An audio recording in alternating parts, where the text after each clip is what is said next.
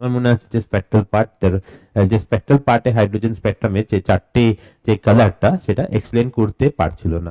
বামার empirical একটা formula দিয়েছিল মেলানোর জন্য, but that was only empirical.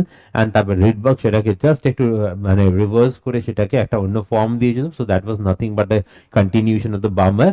And লাস্টে বোহরসের মডেলের রেসপেক্টে উই কুড প্রেডিক্ট দ্য বোহরসের যে প্রিন্সিপাল যেটা আছে, পস্টুলেট যেটা, ফোর্থ পস্টুলেট, যে উপর থেকে নিচে আমরা যখন এখানে যাচ্ছি এনার্জি এমিট করছে, and this is the delta E, and that is E2 minus E1, and that is equal to hc by lambda. On that basis এই যে emission spectraতে হাইড্রোজেনের চারটে লাইন আমরা ডিফাইন করলাম। that was the Balmer series ওখানে। now what was that এখানে এই Balmer series এর রেসপেক্টে this was like this, এরকম জায়গার মধ্যে যে চারটে যে লাইন আমরা করছিলাম, this was like this is the red,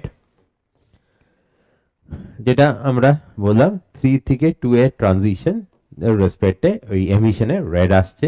আর তেমনি এখানে তোমার গ্রিন, যেটা 4 থেকে 2 এর ট্রানজিশনের রেসপেক্টে গ্রিন, অ্যান্ড 5 থেকে 2 এর ট্রানজিশনের রেসপেক্টে ব্লু, 5 থেকে 2 এ ব্লু, and 6 থেকে 2 তে violet. So this was very very important because the prediction of the hydrogen spectrum, these are the four lines, that was basically empirical, where we actually left with respect to Rydberg, ওটা empirical ছিল, but Bohr সেটা ওকে একদম পরিষ্কার ভাবে দেখিয়ে দিল। So this is major major major positive point.